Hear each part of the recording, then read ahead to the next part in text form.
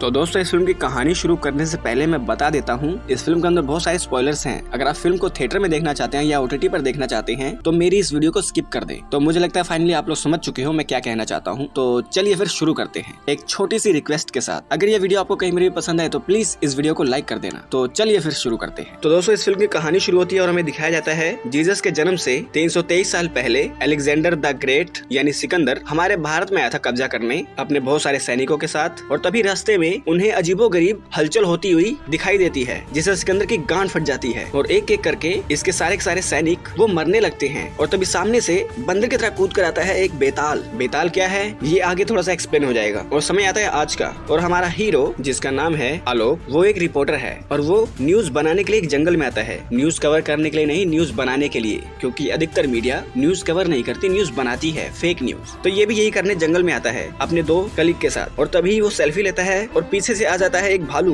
वो कहता है मेरी भी सेल्फी ले और वो इसे गंदी गंदी गालियां देता है। मतलब भालू आलोक को गालियां देता है, उसके बाद आलोक इसे गाली देता है और ये दोनों थोड़ा सा लड़ने की कोशिश करते हैं। तो आलोक की गांड फट जाती है। आलोक भागता है कुत्ते की स्पीड में और ये भालू उसका पीछा करता है। तो आलोक एक गुफा के अंदर घुस जाता है और भालू उसको पकड़ने की कोशिश करता है। तभी वहाँ पर आती है ताड़का और वो भालू को उठाकर दूर फेंक देती है और भालू भाग जाता है। ताड़का अंदर आती है और आलोक को एक पुराने प्लेन के अंदर उसका इलाज करती है। और फिर जब ये उसको अपना नाम बताती है कि मेरा नाम ताड़का है तो आलोक की फट के चार और धीरे धीरे ये दोनों एक दूसरे का नाम पूछकर थोड़ी सी दोस्ती कर लेते हैं। और फिर इस फिल्म का इंट्रो सीक्वेंस आता है। इंट्रो सीक्वेंस में हमें समझाया जाता है कि बहुत समय पहले पुराणों के टाइम पर हमारी काली माँ थी। तो रक्तबीज जो राक्षस था, माँ काली उसका वध कर रही थी, लेकिन उसके खून की एक भी बूंद जमीन पर गिरती थी तो उससे 2 रक्तबीज पैदा हो जाते थे। ऐसे करते करते जितनी खून की बूंद नीचे गिरती थी उतने रक्तबीज पैदा हो जाते थे। अब कहानी के अनुसार माँ काली ने उसके खून की एक भी बूंद नीचे नहीं गिरने दी, लेकिन इस फिल्म के अंदर खून की कई बूंदें नीचे गिर गई, जिसकी वजह से बहुत सारे रक्तबीज धरती पर पैदा हो गए जिनको खून चाहिए और वो इंसानों का खून आगे पीने वाले थे। तो माँ काली ने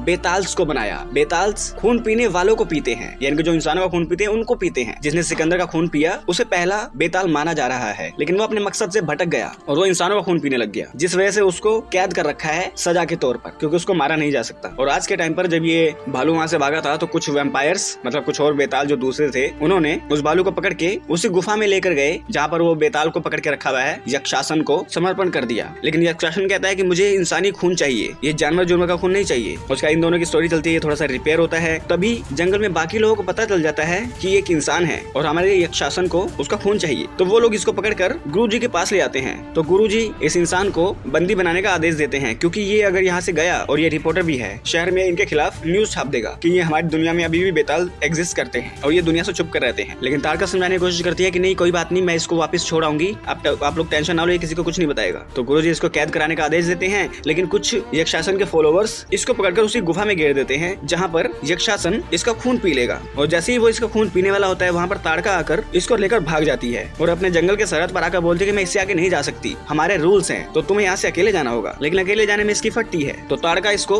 इसके शहर में छोड़ने आती है उसके घर तक, और घर वालों की जिद करने पर ताड़का इनके साथ रुक जाती है कुछ समय के लिए। और न्यूज में दिखाया जाता है कि गॉड ऑफ हैंड की न्यूज चल रही है जिसे आलोक के पापा देख रहे हैं। तो घर आने के बाद आलोक ताड़का को एक नाम देता है, तारिका। और तारिका कहती है मुझे बहुत भूख लगी है, चलो कहीं खाना खाने चलते हैं, मैं नॉनवेज खाती हूँ, जैसे बारहसिंगा, कुत्ता, बिल्ली, सुअर, गधा, कुछ भी। तो वो एक होटल के अंदर लेकर आता है जहाँ पर नॉनवेज मिलता है और लड़कियां भी डांस करती हैं, आइटम सॉन्ग करती हैं और लोगों को दारू पीने के लिए प्रेरित करती हैं कि दारू पियो। और वो नॉनवेज तारिका को ऑफर करता है, लेकिन तारिका को ये पसंद नहीं है, उसे कच्चा मांस खाना है या खून पीना है। तो गाड़ी में लेकर घर की ओर रवाना होता है, लेकिन पीछे लग जाते हैं कुछ चूतिए बंदे जिसको तारिका की लेनी है। ये समझाने की कोशिश करता है मत लो, जब वो नहीं देना चाहती तो ये बंदे समझते नहीं है, वो लोग इसको पेलने लगते हैं। कार में बैठी तारिका को बुरा लगता है और वो बाहर निकलती है और कुछ लोगों को पेल देती है आलोक के सामने ही। और वो देखता है कि इसके बड़े बड़े दांत और उसकी फटके 32। और फाइनली वो इसको सब कुछ रिवील करती है कि देखो मैं इंसानी में बेताल हूँ और हम लोग कभी झूठ नहीं बोलते, ये बात मैंने तुम्हें पहले ही बताई थी पर तुमने मेरी बात का यकीन नहीं किया। तो ये पूछता है कि तुम इंसानों का खून पीते हो?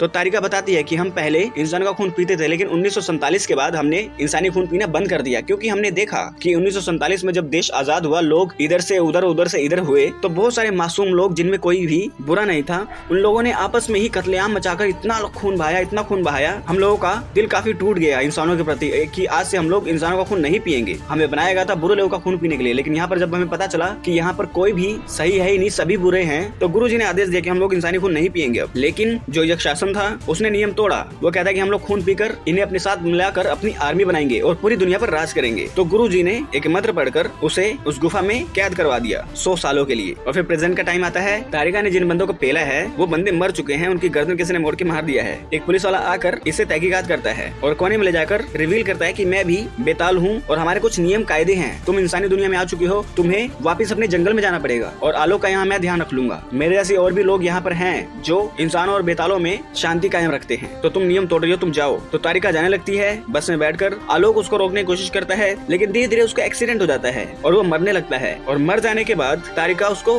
गर्दन पे काट लेती है और उसे हॉस्पिटल में भर्ती किया जाता है। उसके बाद आलोक धीरे धीरे रिपेयर हो जाता है और एक बेताल बन जाता है। उसके सीने में धड़कन बंद हो जाती है, जितने ही बेताल है उनके सीने में दिल नहीं धड़कता है और उसके बड़े बड़े दांत आते हैं। तारिका इसको सब कुछ समझाती है, नियम कानून कायदे, और यही खबर यक्ष शासन को लग चुकी है। वो गुरुजी को बुलाता है कि देखो तारिका ने उस बंदे को काट कर उसका खून पीकर नियम तोड़ा है। अब कायदे से ये जो बेड़ियां मेरे हाथों में ये उसको लगेंगी और मेरे को मिलेगी आजादी और मैं तुम सबका थामा हूँ। मैंने जो गलती करी थी वो गलती किसी और ने की है, जिसकी वजह से मुझे आजाद करना पड़ेगा। और यहाँ पर तारिका आलोक को डिसिप्लिन में रहना सिखाती है, कैसे कैसे अपनी पावर्स का यूज करना है वो सब सिखाती है। और यही करते हुए आलोक के पापा उसको देख लेते हैं, ये साले के अंदर सुपर पावर्स है। और यहाँ गुरुजी अपने लोगों को भेज देते हैं कि तारिका को यहाँ पर लेकर आओ, उसको बंदी बनाना है। और यहाँ फाइनली फादर सबको समझने के बाद इनको समझाने की कोशिश करता है कि ये तुम लोगों ने क्या किया, और ये दोनों इनको समझा देते हैं कि मैं मर गया था और मजबूरन मुझे बेताल बनना पड़ा। और हमें दिखाया जाता है जेना आया है गॉड ऑफ हैंड के पास और वो कह रहा है कि मेरा जो कजन ब्रदर है भास्कर, वो भेड़िया, उसे भेड़िया बनने में बहुत प्रॉब्लम हो रही है जब से उसने सरकटे से मार खाई है स्त्री 2 में। तो गॉड ऑफ हैंड कहता है कि तो उसे बेताल का खून पीना पड़ेगा,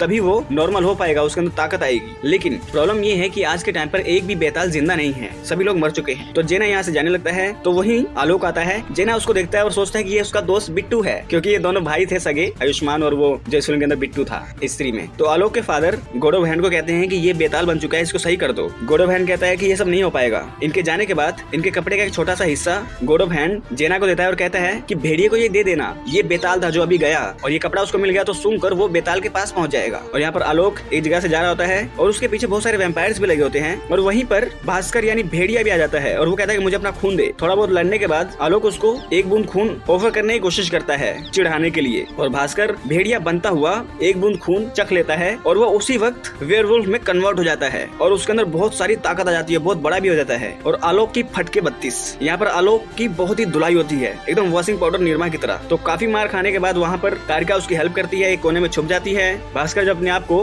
वेयरवुल्फ की फॉर्म में शीशे में देखता है तो धीरे धीरे नॉर्मल होता है और बिल्कुल नंगा, जंगल जंगल पता चला है, चड्डी पहन के फूल खिला है, ये कह के बिल्डिंग से नीचे कूद जाता है। और ये दोनों आते हैं उस पुलिस वाले के पास और पुलिस वाला कहता है कि तुमने इसको भी वैम्पायर बनाकर नियम तोड़ा है, अब बहुत सारे वैम्पायर्स इसको मारना चाहते हैं और यक्ष शासन वो हमारा थामा है और वो तुम्हें बेड़ियों में कैद कराएगा, तो तुम्हें कायदे से वहाँ जाना होगा। और आलोक को बचाने के लिए हमें इसे एक जगह पर ले जाएगा, सेफ जगह पर। और वो सेफ जगह पर आते हैं जहाँ पर एक लड़की सारे वैम्पायर्स को सेड्यूस करने के लिए डांस करती है, आइटम नंबर। और ये पुलिस वाला आलोक को बहुत सारी दारू पिलाता है, मतलब खून है एक तरह से बहुत पुराना, जिससे वो बेहोश हो जाता है। और तभी यहाँ पर आता है प्लॉट ट्विस्ट। ये जो पुलिस वाला है इसने पहले ही सारे वैम्पायर्स को इन्फॉर्म कर दिया था कि हम इन दोनों को यहाँ पर लेकर आएंगे, आलोक अभी पावरफुल है, उसको बेहोश हो जाने के बाद तारिका को अच्छे से समझा देंगे। तो तारिका को समझाया जाता है कि तुम जाओ वहाँ पर जंगल में वापिस और तुमसे प्रॉमिस करते हैं यहाँ पर आलोक को कुछ नहीं होगा, अगर तुम यहाँ पर रहोगी तो दोनों पर खतरा मंडराता रहेगा। तो मजबूरन तारिका को उसी जंगल में वापिस जाना पड़ता है। और जब ये बात आलोक को पता चलती है तो उसको भी अच्छे से समझा दिया जाता है कि तुम दोनों का अलग रहना ही जरूरी है। तो घर पर आकर मायूस घूमता रहता है। उसके फादर उसको देखते हैं और कहते हैं कि जा बेटा जा, जी ले अपनी जिंदगी, ले आ मेरी बहू को यहाँ पर, क्योंकि तेरी शादी में किसी और से कराऊंगा तो उसकी उम्र 60-70 साल की होगी और वो उस टाइम पर तेरे साथ वो सब नहीं कर पाएगी, तो कोई अपनी जैसी ढूंढ जैसी वो है। तो इसके बाप इसको चने के झाड़ पे चढ़ा देता है और वो भाग कर आता है जंगल की तरफ और जंगल में देखता है कि यक्ष शासन उसकी बेड़ियों को गुरुजी खोल रहे हैं और खुलते ही वो बेड़ियां तारिका को लग जाती हैं। ये अपने जंगल में अब इसको तारका कहेंगे, तो तारका को लग जाती हैं। और यक्ष शासन यहाँ पर अपना सारा प्लान सबको बताता है, क्योंकि अब ये उन सबका थामा बन चुका है कि अब हम लोग इंसानों का खून पीकर उनके जैसे अपनी आर्मी बनाएंगे, यही रूल होगा और इसको 100 साल की सजा दी जाएगी। और तभी वहाँ पर आ जाता है आलोक और अपने प्यार का इजहार करते हुए कुछ वैम्पायर से लड़ता है और खूब लड़ाई के बाद जो भी उससे लड़ाई में हारता है यक्ष शासन उसका खून पीकर उनकी ताकत अपने अंदर ले लेता है, यानी अपने ही वैम्पायर लोगों का खून पीता है। तो आलोक और तारिका दोनों मिलकर यक्ष शासन से लड़ने की कोशिश करते हैं, आलोक बचाने की कोशिश करता है और यक्ष शासन फाइनली आलोक का खून पी के उसको मार देता है और आलोक मर जाता है। और तभी हमें दिखाया जाता है इनके पास एक बहुत बड़ी मूर्ति है, मूर्ति की कोख में से कुछ पावर्स निकलती हैं और वो आलोक के अंदर चली जाती हैं और आलोक के अंदर दिव्य ताकत शक्तियां आ जाती हैं, जिससे उसके दिल की धड़कन शुरू हो जाती है और पता चलता है कि ये असली थामा है, क्योंकि थामा वही है जिसके दिल की धड़कन होगी और वही इन सबका लीडर होगा। उसके बाद यहाँ पर यक्ष शासन और थामा यानी हमारा हीरो उनकी लड़ाई होती है, जिसमें हमारा हीरो अनूप थामा यक्ष शासन को पेल देता है और यहाँ का राजा बन जाता है और वो नए नए रूल्स बनाता है कि अब कोई किसी के आगे नहीं झुकेगा, हम लोग लोग इक्वल है और हम लोग इंसानों का खून नहीं पिएंगे, खून पीने का एक अलग रास्ता हम लोग निकालेंगे जिससे हमें ताकत मिलेगी। और ये फिल्म एंड हो जाती है और हमें पोस्ट क्रेडिट सीन में दिखाया जाता है कि वो जो सरकटा है वो आता है यक्षासन के पास और उसको आजाद करके अपने साथ ले जाता है। फिर आलोक सबके साथ देखता है कि कोई इसको अपने साथ लेकर गया है और वो सरकटा है। गुरुजी बताते हैं कि वो जो सरकटा है वो बहुत ही पावरफुल है, उसको हम लोग नहीं हरा सकते। अगर उसको हराना है तो तुम्हें भेड़िए का खून पीना होगा जिससे तुम्हारे अंदर बहुत सारी ताकत आएगी। और उधर ही हमें दिखाया जाता है भेड़िया भी इनकी एरिया को ढूंढते हुए हमारे बेताल का खून पीने के लिए आ चुका है। और फिर स्क्रीन पर लिखा आता है द हंट बिगिंस, यानी कि यही कहानी आगे भेड़िया 2 में कंटिन्यू करेगी, जिसमें शायद भेड़िया फिल्म जहाँ पर रुकी हुई है, जहाँ पर उसकी कहानी थोड़ी फंसी हुई है, उससे आगे बढ़ेगी और वो उसके अंदर हमारे बेताल का कैमियो भी होगा। तो देखने में काफी मजा आएगा। तो ये जो फिल्म है मेरे को काफी पसंद आई क्योंकि इस फिल्म में इसकी राइटिंग के ऊपर ध्यान दिया गया है, विजुअल ठीक ठाक है और इन्होंने अपने वर्ल्ड को काफी एक्सटेंड किया भी है जो एक अच्छा जस्टिस देता है। कोई और जो इनका यूनिवर्स है वो इतना अच्छा नहीं कर पा रहे हैं लोका के अलावा। तो देख लेना, फिल्म काफी अच्छी है। तो अब इस वीडियो को एंड करते हैं। अगर ये वीडियो अच्छी लगे तो इस वीडियो को लाइक कर दें, चैनल को सब्सक्राइब कर दें, बेल आइकन दबाएं ताकि अगली बार हम कोई वीडियो डालें आप लोगों के पास नोटिफिकेशन आ जाए। तो मिलते हैं आप लोगों से अगली वीडियो में, तब तक के लिए नमस्कार।